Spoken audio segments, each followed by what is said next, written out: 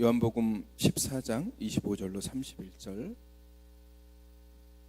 내가 아직 너희와 함께 있어서 이 말을 너희에게 하였거니와 보혜사 곧 아버지께서 내 이름으로 보내실 성령 그가 너희에게 모든 것을 가르치고 내가 너희에게 말한 모든 것을 생각나게 하리라.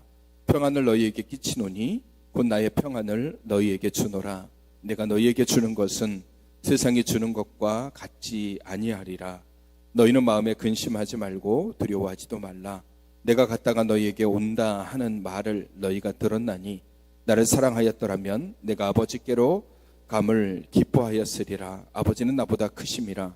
이제 일이 일어나기 전에 너희에게 말한 것은 일어날 때에 너희로 믿게 하리 함이라. 이후에는 내가 너희와 말을 많이 하지 아니하리니 이 세상의 임금이 오겠음이라. 그러나 그는 내게 관계를 할 것이 없으니 오직 내가 아버지를 사랑하는 것과 아버지께서 명하신 대로 행하신 것을 세상이 알게 하려 함이로다.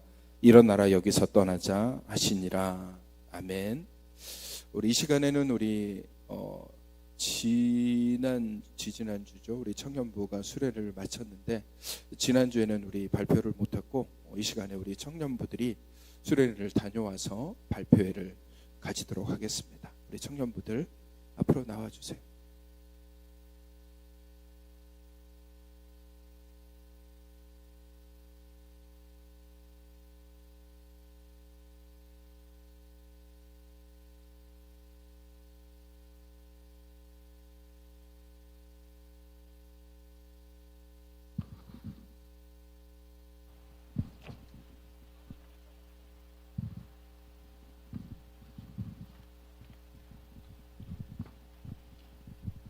예, 안녕하십니까. 청년부 부장 최영남 집사입니다. 우리 청년들이 8월 11일, 12일에서 1박 2일 동안 이렇게 수련회를 다녀왔는데, 우리 청년들이 지금 이렇게 직장 다니는 친구도 있고, 또 실습을 나가는 친구도 있고, 군복무하는 친구도 있고, 이제 군 제대하고 휴학한 이제 복학을 준비하는 친구도 있고, 이제 방학을 맞은 친구도 있습니다. 교회에서 보면 다 이렇게 주일학교 교사 또 찬양팀 해서 영상까지 우리 저 뒤에는 정수 형제는 영상 이렇게 하고 있는데 우리 청년들이 교회에서 여러 가지 이렇게 활동들을 하고 있는데 우리 성도님들이 다 기도해 주시고 후원해 주시고 하기 때문에 아마 청년들이 그 힘으로 이렇게 봉사를 할 수 있는 것 같습니다. 앞으로도 우리 성도님께서 많이 관심 가져주시고 또 우리 청년의 때에 하나님을 바로 알고 나중에 가정을 이루고 그 이후에 사회생활을 하면서도 하나님의 사람들로서 굳건히 설 수 있도록 우리 성도님께서 계속적인 기도 이렇게 바라겠습니다.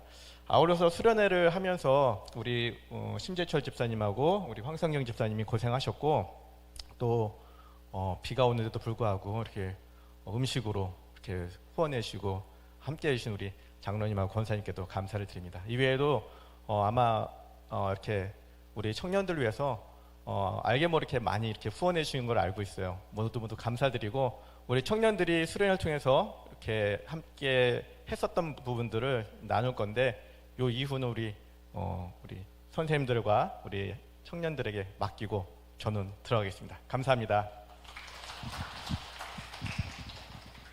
사진 먼저 보여주세요. 사진. 저희가 교회에서 안 모이고요. 평상시에는 저희 집에서 친구들이 저희 집까지 와가지고 하는데 사진을 보시면은 넘겨주세요.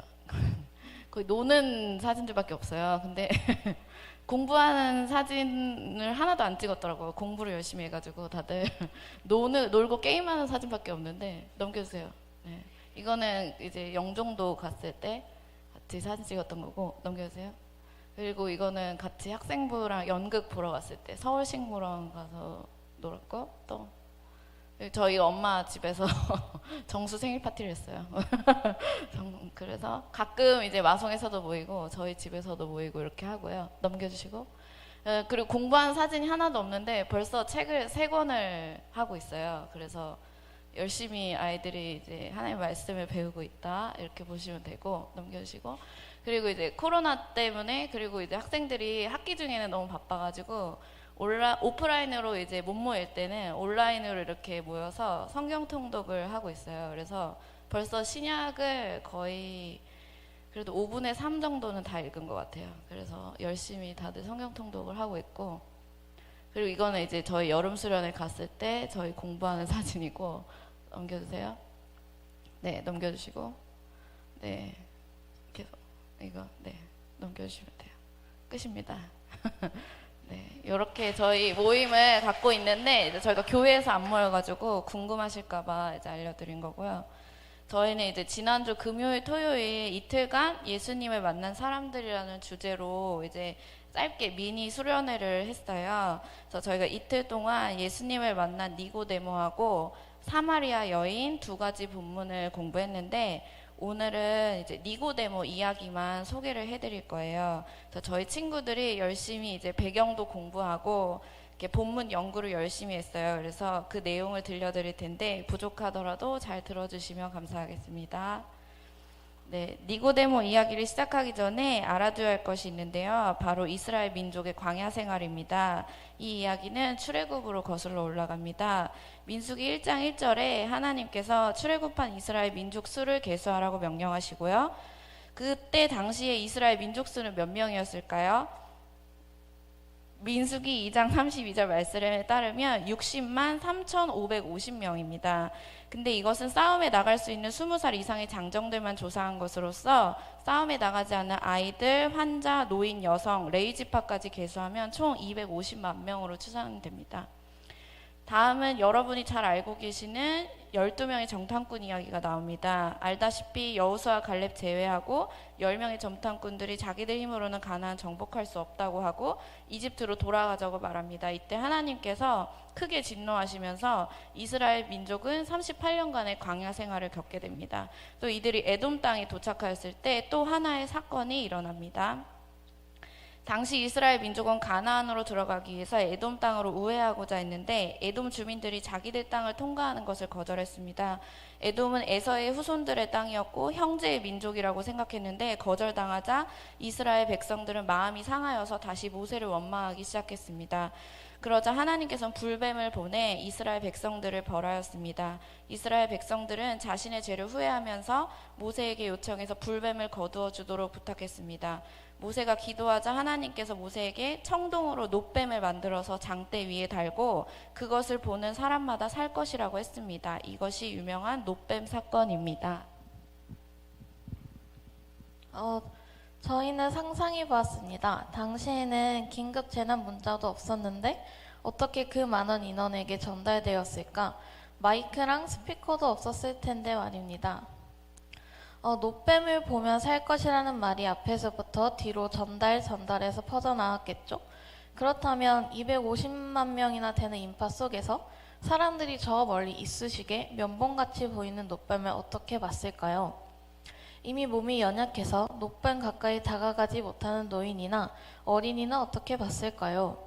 그런데 만약 우리들이 그 상황에 있었다면 놋뱀이 보이지 않아도 어떻게 해서든 보려고 노력했을 것입니다. 보이지 않아도 보이는 척 했을 수도 있습니다.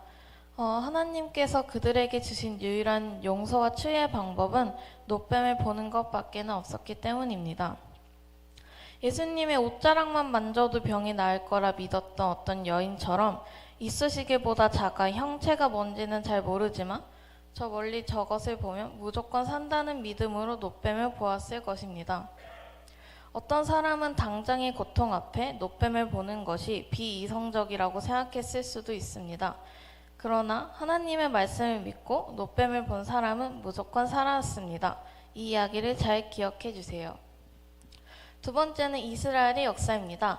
사사시대를 거쳐 하나님께서 이스라엘의 사울, 다윗, 솔로몬의 왕을 세워주셨습니다. 솔로몬 이후 북이스라엘과 남유다로 분열되었고 각각 아수르와 바벨론에 의해 멸망하였습니다. 이후 페르시아에 의한 1차 포로 귀환 전까지 70년간의 포로 생활이 시작되었고 그 기간 동안 다니엘, 에스겔과 같은 여러 인물들이 등장하여 하나님의 말씀을 예언합니다. 특히 에스겔은 인간의 눈으로 영원할 것 같았던 강대국 바벨론이 하나님의 주권적 역사로 멸망한 것과 흩어져 있는 이스라엘 민족을 하나님께서 다시 한 곳으로 모을 것이라고 예언을 했습니다. 이후에 페르시아는 그리스 알렉산더 대왕에 의해 멸망하고 이후 로마의 율리우스 카이사르가 등장하여 로마 제국이 시작됩니다.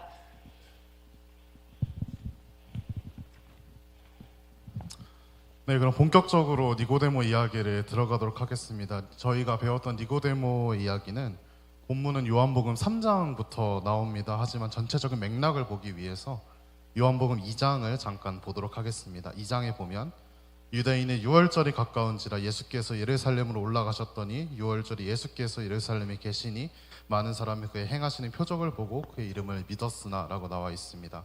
예수께서는 보통 갈릴리 호수 근처에서 사역을 하셨습니다. 하지만 유월절이 가까워지자 예루살렘으로 올라가셨고 유월절에 예루살렘에서 많은 표적을 행하자 많은 사람들이 예수님을 신기하게 바라보게 됩니다. 이제 본문을 읽도록 하겠습니다. 그런데 바리새인 중에 니고데모라 하는 사람이 있으니 유대인의 지도자라. 그가 밤에 예수께 와서 이르되 랍비여 우리가 당신은 하나님께로부터 오신 선생인 줄 아나이다. 하나님이 함께 하시지 아니하시면 당신이 행하시는 이 표적은 아무도 할 수 없음이니이다. 밤중에 니고데모가 예수님을 찾아옵니다. 여기서 등장인물은 니고데모하고 예수님 딱 두 분이 나오게 됩니다. 니고데모는 왜 밤중에 찾아왔을까요? 힌트는 그가 바리새인이었다는 것과 유대인의 지도자였다는 것입니다. 바리새인은 구별된 자라는 뜻을 가지고 있습니다. 당시에 율법을 철저히 지키고 불결하고 부정한 것으로부터 분리해 나온 무리를 말하는데요. 이들은 이스라엘 민족이 바벨론 포로에서부터 70년 만에 고국으로 돌아왔을 때 신앙적 결단과 각오를 한 사람들입니다. 이스라엘이 어떻게 살다가 망했고 이방의 포로가 되었는지를 항상 기억하고 언제나 성경으로 돌아가 하나님에 대한 믿음을 점검하고자 한 사람들이었고 성경의 율법을 철저하게 지키는 사람들이었습니다. 또한 니고데모는 유대인의 지도자라고 이야기를 하는데 이는 산헤드린 공회라는 것을 말합니다. 여기서 산헤드린 공회는 유대인 사회에서 막강한 권력을 지닌 정치 집단이었는데 예수님은 평소에도 이들을 위선적인 사람들이라며 꾸짖으셨고 이들 역시 그런 예수님을 적대했습니다. 그런데 유대인의 율법 선생이자 정치적 권력을 가진 니고데모가 밤중에 갈릴리의 나사렛 출신인 예수님을 찾아온 것입니다. 그가 밤에 온 이유는 아마 예수님이 행한 표적이 도대체 어떻게 행한 것인지, 예수님이 진짜 하나님으로부터 온 사람인지 잠이 안 올 정도로 궁금했을 수도 있고, 한편으로는 예루살렘에 사는 다른 바리새인들의 눈을 피해서 밤에 올 수밖에 없었을 수도 있습니다. 네, 그러자 예수님께서는 니고데모에게 하나님의 나라와 거듭남에 대해서 가르치십니다. 예수님께서는 사람이 거듭나지 않고서는 하나님 나라를 볼 수 없다고 말합니다. 니고데모는 내가 이미 늙었을 대로 늙었는데 어떻게 다시 태어날 수 있습니까? 어머니 뱃속에 다시 들어갔다 나와야 합니까? 라고 묻습니다. 그러자 예수님께서는 물과 성령으로 다시 태어나지 않으면 하나님 나라에 들어갈 수 없다고 하십니다. 저희는 물과 성령으로 다시 태어난다는 게 무엇인지 궁금해서 관주 성경을 찾아보았습니다. 여기서 관주 성경은 뭐냐시면 대한성서공회에서 나온 성경 주석 같은 것입니다. 이것은 이제 에스겔 36장에 나온 말씀으로 하나님께서 포로로 흩어져 있는 이스라엘 민족을 언젠가 다시 모을 때가 오는데 그때가 오면 가장 먼저 맑은 물로 더러운 것을 씻겨주시고 새 영을 주셔서 굳은 마음을 제거하고 부드러운 마음을 주신다는 것입니다. 현대인의 성경이란 역본에서는 이렇게 나와 있습니다. 맑은 물로 우리를 깨끗하게 하시고 새 마음을 주어 돌같이 굳은 마음을 제거하고 순종하는 마음을 준다는 것입니다. 예수님은 이 말씀을 통해 궁극적으로 거듭남은 예수 그리스도로 말미암아 죄를 용서받아 깨끗하게 되고 성령으로 새로워짐을 말하고 싶으셨던 것입니다. 니고데모는 구약 성경에 능통한 사람이었기 때문에 아마 이 말씀이 익숙했을 것입니다. 그러나 니고데모는 여전히 이 말을 알아듣지 못합니다. 그러자 예수님께서 니고데모에게 네가 이스라엘의 선생이면서도 이것을 알지 못했냐고 하십니다. 그러자 예수님께서 직접적으로 하나님 나라로 갈 수 있는 유일한 길에 대해서 설명하십니다. 네, 이 말씀은 요한복음 3장 12절부터 15절의 말씀입니다. 내가 땅의 일을 말하여도 너희가 믿지 아니하거든 하물며 하늘의 일을 말하면 어떻게 믿겠느냐. 하늘에서 내려온 자 곧 인자 외에는 하늘에 올라간 자가 없느니라. 모세가 광야에서 뱀을 든 것 같이 인자도 들려야 하리니 이는 그를 믿는 자마다 영생을 얻게 하려 하심이니라. 네, 바로 이 이스라엘 백성들이 불뱀에 놀려 죽어가고 있을 때 장대에 매달은 노뱀을 믿음의 눈으로 보면 새 생명을 얻은 것처럼 훗날 십자가에 달리실 예수 그리스도를 믿을 때 영생을 얻을 수 있다는 것입니다. 그렇다면 영생은 무엇입니까? 사전적인 의미는 영원히 사는 것, 죽음 이후의 하나님 나라에서의 영원한 삶입니다. 그렇다면 하나님 나라는 죽음 이후에만 들어갈 수 있습니까? 아닙니다. 지금 오늘을 사는 우리들의 삶에 하나님의 통치하심이 있다면 우리는 하나님 나라에 있는 것입니다. 그렇다면 영생은 죽어서만 얻는 것입니까? 이것 역시 아닙니다. 요한복음 17장 3절에 의하면 영생은 유일하신 참 하나님과 그가 보내신 자 예수 그리스도를 아는 것입니다. 영생을 누리는 삶은 예수 그리스도를 매개로 하나님과 절대 끊어질 수 없는 새로운 관계를 맺는다는 것을 아는 삶입니다. 그리고 요한복음 3장 16절은 복음의 진수를 요약하고 있습니다. 첫 번째, 우리 삶에는 분명한 두 가지 방향이 있습니다. 멸망 또는 영생입니다. 중간은 없습니다. 두 번째, 영생으로 가는 방법은 독생자 예수 그리스도입니다. 세 번째, 우리가 해야 할 일은 예수 그리스도를 믿는 것입니다. 네 번째, 이 모든 일의 시작은 하나님께서 우리를 먼저 사랑하셨기 때문입니다. 이어서 예수님은 말합니다. 하나님이 그 아들을 이 세상에 보내신 것은 세상을 심판하려 하심이 아니요 그로 말미암아 세상이 구원을 받게 하려 하심이라. 이 모든 이유는 하나님께서 우리를 먼저 사랑하셨기 때문입니다. 그렇다면 니고데모는 거듭났을까요? 요한복음 7장에서는 바리새인들 앞에서 예수님을 변호하는 니고데모의 모습을 보여줍니다. 요한복음 19장에서는 예수님의 장례를 돕는 니고데모의 모습도 보여줍니다. 아마도 니고데모는 거듭났을 것입니다. 그렇다면 여러분은 어떻습니까? 여러분의 거듭났습니까? 예수 그리스도로 인하여 모든 죄로부터 깨끗해질 수 있음을 믿습니까? 예수 그리스도로 인하여 하나님과의 새로운 관계를 맺었습니까? 이것을 믿는다면 여러분은 거듭난 것입니다. 네, 마무리를 짓도록 하겠습니다. 저희가 니고데모의 이야기를 통해서 얻은 결론은 이것입니다. 첫 번째는 하나님의 나라에 들어가려면 영적으로 거듭나야 한다는 것이고, 두 번째는 예수님께서 십자가에 죽으시고 부활하신 것을 믿음으로 우리는 거듭날 수 있다는 것입니다. 마지막으로 성경 구절 두 가지만 읽고 마치도록 하겠습니다. 너희는 그 은혜에 의하여 믿음으로 말미암아 구원을 받았으니 이것은 너희에게서 난 것이 아니요 하나님의 선물이라. 행위에서 난 것이 아니니 이는 누구든지 자랑하지 못하게 함이라. 다른 이로서는 구원을 받을 수 없나니 천하 사람 중에 구원을 받을 만한 다른 이름을 우리에게 주신 일이 없음이라 하였더라. 네, 여기까지 청년부 발표를 마치도록 하겠습니다. 감사합니다.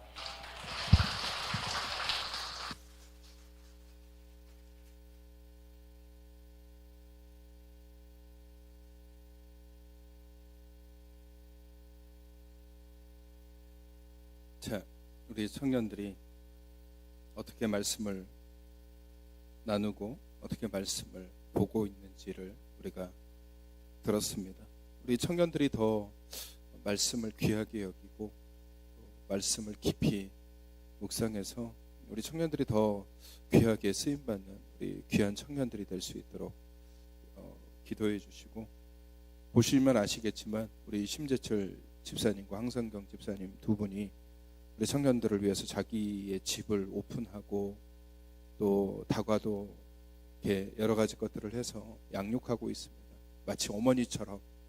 우리 자세히 들어보면 우리 황성경 집사님이 우리 아이들 그러잖아요.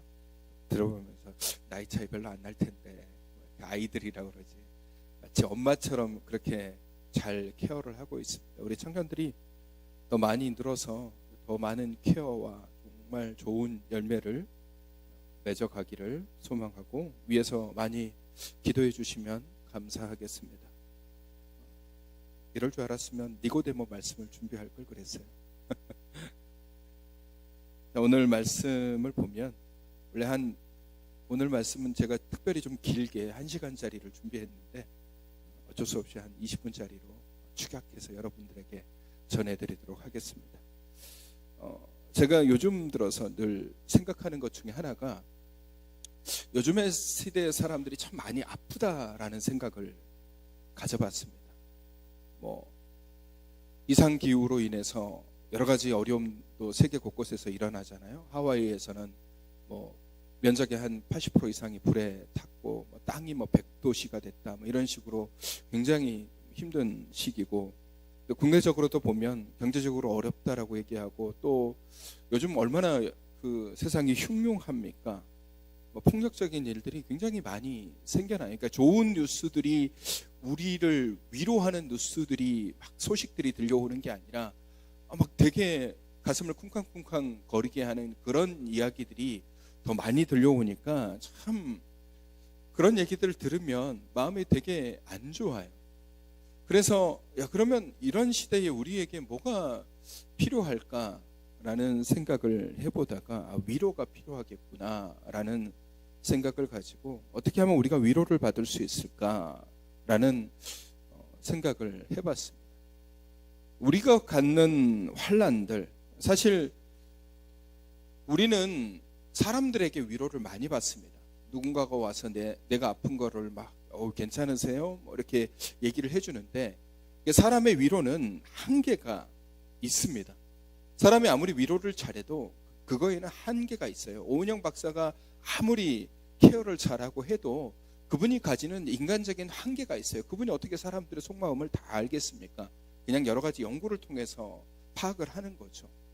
어떤 이는 본인은 위로라고 얘기하는데 엉뚱한 것을 얘기할 때도 있어요.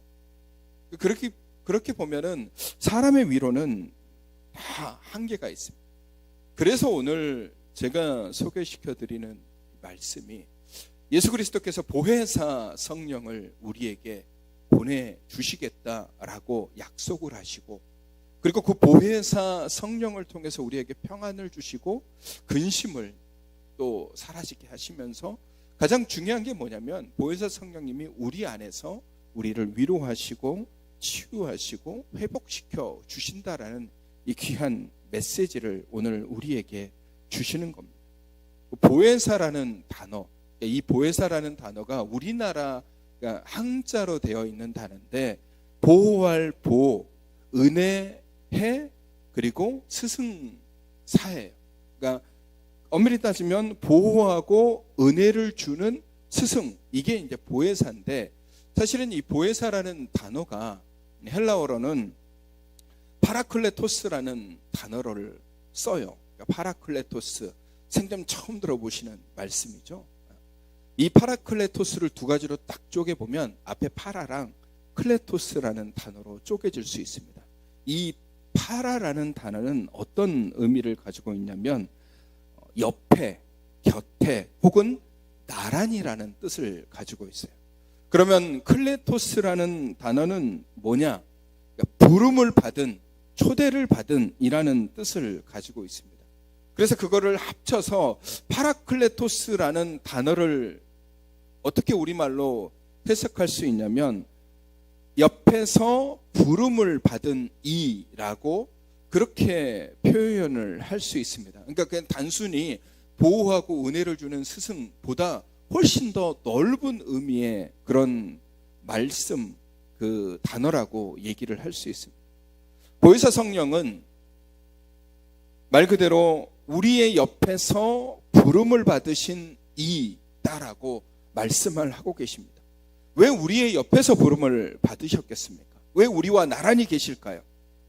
왜 우리 옆에 성령님이 계실까요? 그 이유는 그 성령님께서 우리를 보호하시고 이끄시고 인도하시고 위로하시는 분이시기 때문에 그런 거예요.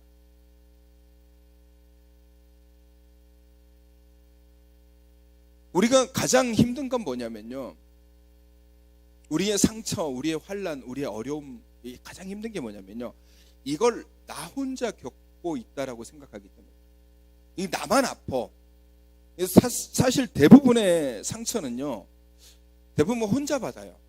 물론 집단적으로 오는 상처들도 있습니다. 뭐 이 코로나 같이 막 집단적으로 걸리는 경우는 뭐 대부분의 사람들이 코로나에 걸리기 때문에 아프지만, 우리의 일상을 뒤돌아보면은요, 상처받는 거는 다 개인이에요. 부부 사이에도 남편이 상처를 받는데 아내는 안 받을 수 있어요. 반대로 남편은 상처를 받지 않는데 아내가 상처를 받는 경우도 있어요.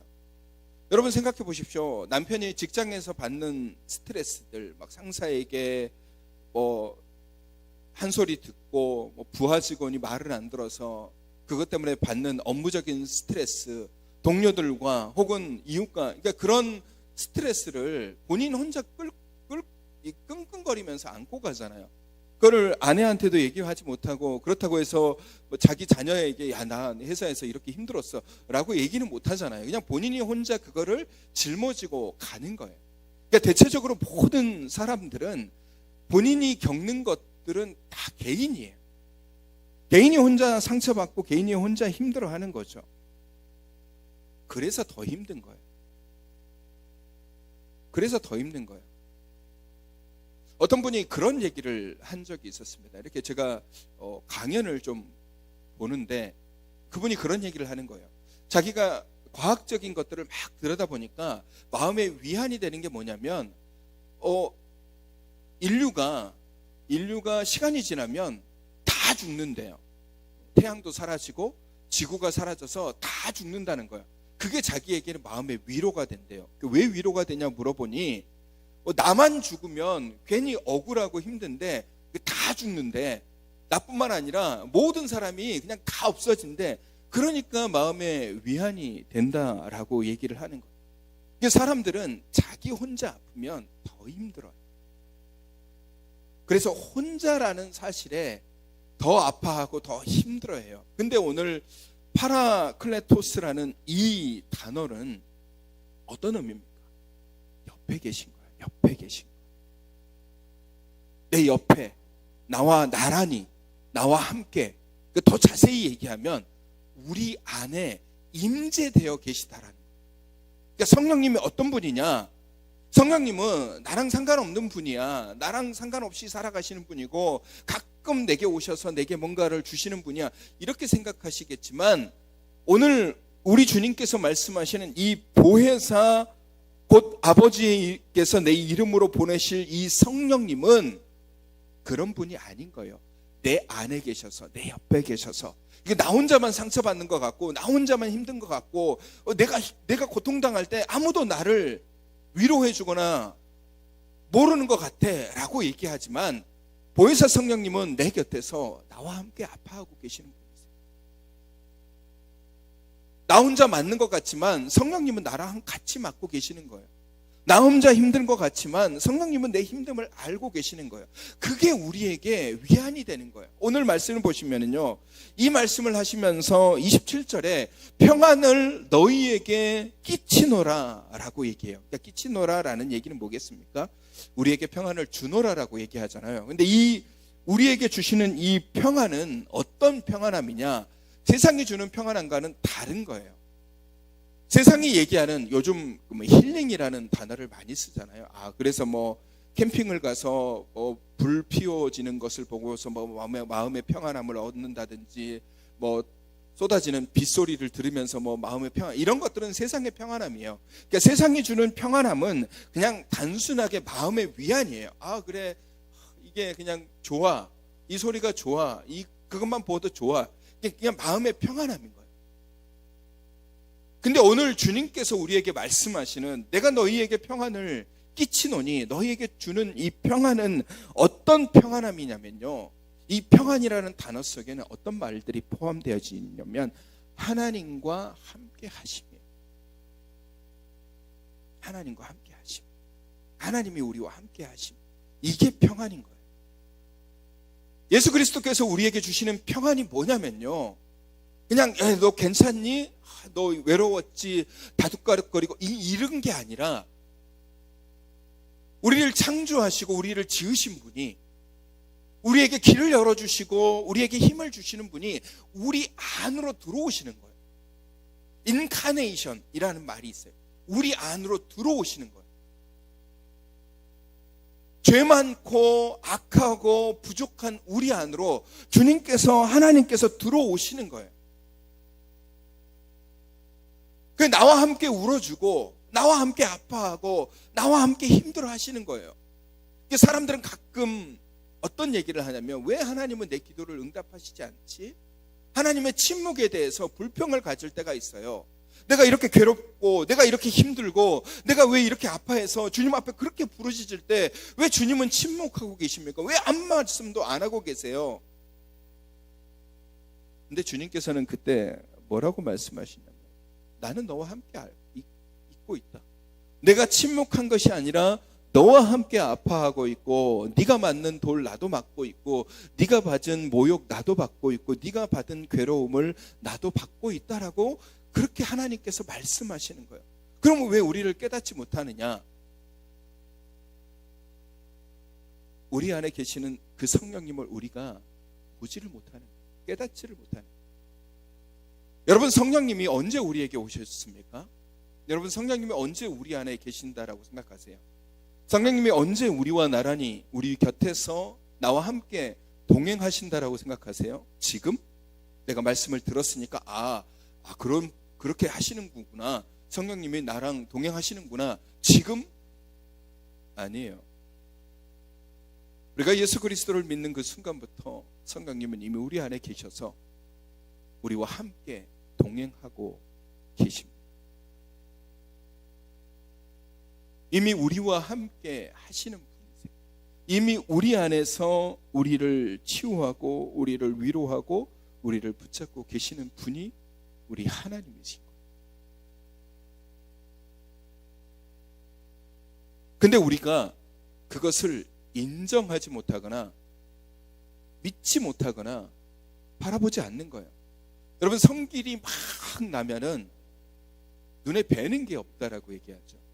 화가 많이 나면 눈에 뵈는 게 없어요. 눈에 뵈는 게 없으니까 불평과 불만을 막 쏟아내요. 그때 어떤 상태냐면요, 눈이 좁아지고 귀가 닫혀요. 안 보이게 돼요. 못 듣게 되는 거예요. 성령님께서 괜찮아, 그렇게 힘들어하지 마, 그렇게 화를 내지 마, 그렇게 불평하지 마, 내가 너에게 힘을 줄게, 내가 너를 위로해 줄게, 네가 더 좋은 방향으로 갈 수 있도록 내가 기회를 주고 이끌어 줄게. 그게 성령님인데, 우리는 환난을 만났을 때 이 환난 때문에 너무 주체할 수 없어서 나는 하나님 너무 힘듭니다 라고 얘기하면서 막 스스로가 소리를 질러요. 난 너무 괴로워, 힘들어. 그러면서 뭐 하냐면 귀를 닫아버려요. 하나님을 보지 못하는 거예요. 내 속에서 나를 치유하시는 하나님, 내 속에서 내 마음을 만져주시는 성령님, 내 속에서 나를 회복시켜 주시고 일으켜 세워주시는 그 성령님, 파라클레토스의 하나님을 우리가 바라보지를 못하는 거예요. 화를 내다 보니까, 불평을 하다 보니까 그거를 인지하지 못하는 거예요. 주님은 여전히 나와 함께 계시는데, 그래서 나를 위로하고 계시는데, 지금도 여러분, 우리의 성령님은 내 안에서 내 마음을 만져주고 계십니다. 다독다독 거리고 계시는 거예요. 우리를 이끄시는 분이 성령님이세요. 제가 말씀드렸잖아요. 우리를 이끄시는 분이다. 그러니까 우리는 그 성령님을 인정하면 돼요. 그리고 성령님을 만나면 돼요. 내가 그 성령님을 만나고 내가 그 성령님을 인정하면 그 성령님께서 내 마음을 위로하시고 치유하시고 회복시켜 주시는 거예요. 그 만나기 위해서 나오는 사람들이 얼마나 많습니까? 그런 귀한 발걸음을 지금 여러분이, 우리가 예배를 드리는 목적 자체가 뭡니까? 여러분이 세상에서 겪었던 어려움들, 환난들, 실패, 또 좌절, 또 그런 낙심, 이런 것들을 치유받기 위해서 오시는 거잖아요. 왜? 만나기 위해서. 말씀 속에서 주시는 하나님의 은혜, 찬송 속에서 나를 붙잡아 주시는 그 하나님의 은혜를 경험하기 위해서 우리가 오잖아요. 그러면 만나셔야 돼요. 그 성령님을 만나셔야 됩니다. 내 안에 계시는 분이 계시는구나, 내 곁에 계시는구나, 그래서 내 말씀을 듣고 계시고 내 아픔을 알고 계시고 나를 치유하시려고 나를 붙잡아 주시고 계시는구나 라는 것을 알면 돼요. 인정하면 우리는 위로의 하나님을 만나게 되는 거예요. 그분이 나를 위로하고 그분이 나를 치유하고 그분이 나를 회복시켜 주시는 거예요. 아무것도 가지고 있지 않는 사람처럼 살지 마십시오. 아무도 나를 위로해 줄 사람이 없어. 아무도 내 아픔을 아는 사람이 없어. 그러니까 나는 늘 혼자 살아가는 사람이야 라는 그런 것처럼 살아가지 마세요. 내가 아무리 떨쳐내고 싶어도 성령님은 이미 우리 안에 계시는 분이세요. 성령님은 우리 마음을 만져주시는 분이고, 성령님은 우리의 말 투덜거림, 불평에 귀를 기울이시는 분이세요. 여러분은 혼자가 아닙니다.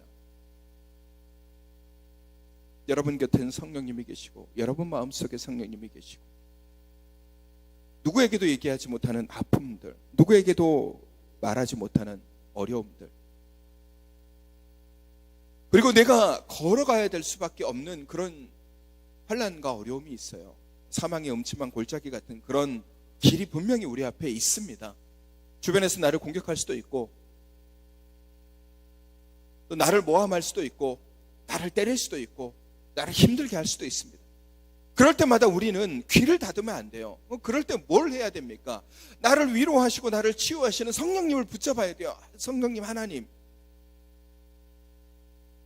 우리가 잘 알고 있는 말씀 중에 시편 23편 있잖아요. 여호와는 나의 목자시니. 이 말씀에 보면 4절 말씀에 다윗이 어떻게 고백하냐면, 내가 사망의 음침한 골짜기를 다닐지라도 해를 두려워하지 않을 것은 주께서 나와 함께 하심이라 라고 고백하고 있어요. 사망의 음침한 골짜기, 어쩌면 지금 우리가 살아가고 있는 이 시대가, 이 시간이 어쩌면 사망의 음침한 골짜기일 수도 있습니다. 세상적으로 힘들고 또 여러 가지 삶의 자리에서 많은 어려움들이 우리에게 오잖아요.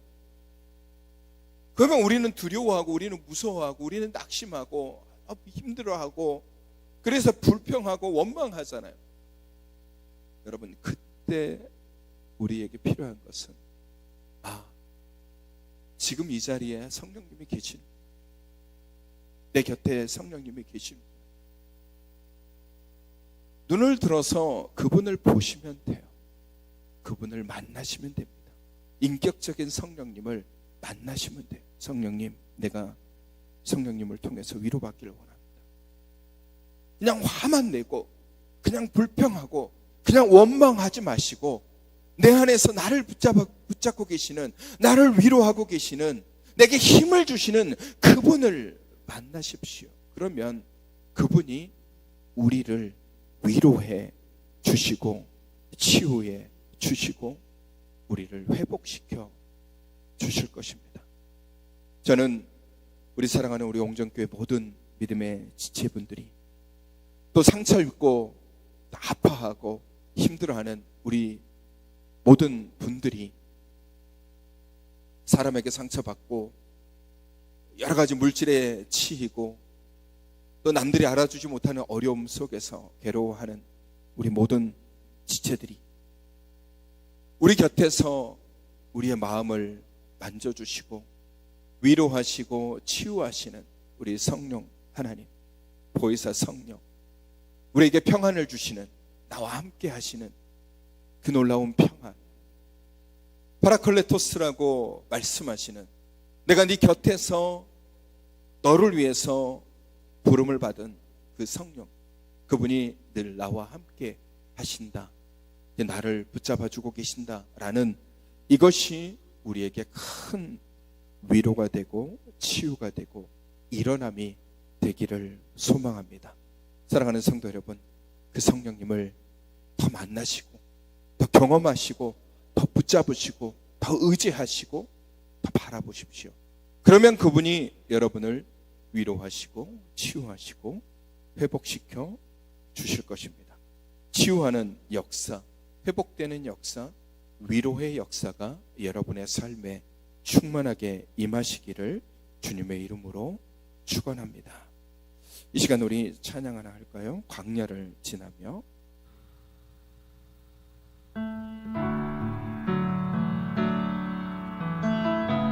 우리 찬양의 가사를 잘 묵상하시면서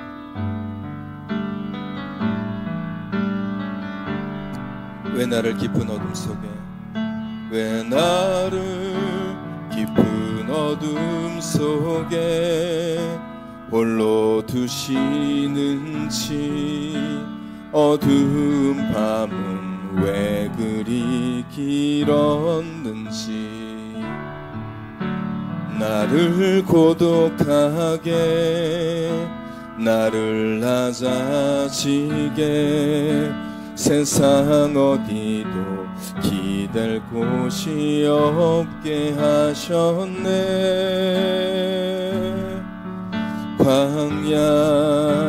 광야에 서 있네.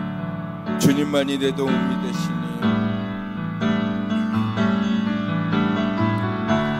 주님만 내 도움이 되시고, 주님만 내 빛이 되시는, 주님만 내 친구 되시는 광야.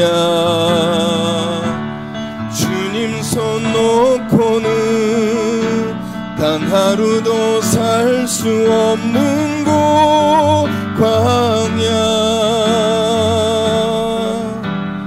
광야에 서 있네.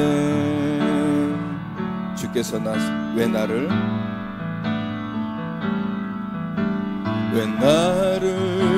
깊은 어둠 속에 홀로 두시는지, 어두운 밤은 왜 그리 길었는지, 나를 고독하게, 나를 낮아지게, 세상 어디도 기댈 곳이 없게 하셨네.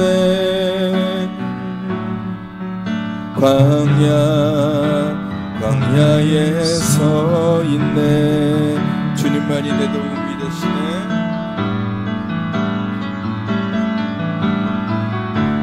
주님만 내 도움이 되시고, 주님만 내 빛이 되시는, 주님만 내 친구 되시는 광야.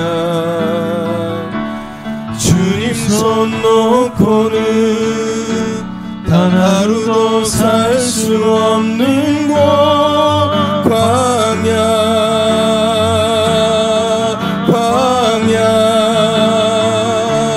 주께서 나를 사용하시려, 나를 더 정결케 하시려, 나를 택하여 보내신 그곳 광야. 성령이 내 영을 다시 태어나게 하는 곳,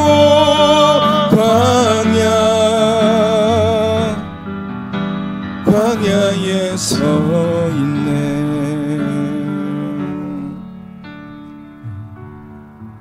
이 시간 우리 함께 기도할까요? 거룩하신 주님, 위로가 필요한 시대입니다. 우리는 늘 세상에서 상처 입고, 세상에서 아파하고, 아무도 알아주지 못하는 어려움과 또 곤란함과 또 대적들의 손가락질에 마음이 상처받고 넘어져 있는 우리에게 성령님께서 우리 곁에 오셔서 늘 우리와 함께 하시고, 나만 아픈 것이 아니라 성령님께서 나와 함께 아파하시고, 나만 맞는 것이 아니라 성령님이 나 대신 다 맞아주시고, 내 눈물을 닦아주시고, 나를 일으키시고 회복시켜 주시며 위로해 주시마 말씀하고 계시며, 무엇보다도 우리에게 평안을 주시겠다 약속하셨습니다. 거룩하신 주님, 위로가 필요합니다. 우리 사랑하는 주의 백성들을 위로하여 주시옵소서. 마음의 상처 치유하여 주시고, 넘어진 자 일으켜 세워주시며, 힘들어하는 자 힘을 주시고, 주님의 놀라운 손길로 어루만져 주시어서 어떠한 환난 상황 앞에서도 두려움 없이 담대히 걸어가는 거룩한 믿음의 사람들이 되게 하여 주시옵소서. 연약한 지체들을 주님 붙잡아 주시고 육신의 질병, 마음의 상처, 여러 가지 어려움들이 우리의 삶을 무너뜨리지 않도록 소망의 하나님을 붙잡는 우리 사랑하는 지체들이 되게 하여 주시옵소서. 멀리 타지에 있는 청년들과 우리 함께 하지 못한 주님의 귀한 백성들에게도 주님의 귀한 은혜로 부어 주시옵소서. 이제는 우리 주 예수 그리스도의 은혜와 하나님 아버지의 사랑하심과 성령님의 교통하심이 성령님과 함께 하심, 성령님의 함께 하심과 만져주심으로 큰 위로를 누리고 내가 받은 그 위로를 다른 사람들에게 전하기로 다짐하는 주님의 귀한 백성들에게 이제로부터 영원까지 함께 하시기를 간절히 축원하옵나이다. 아멘.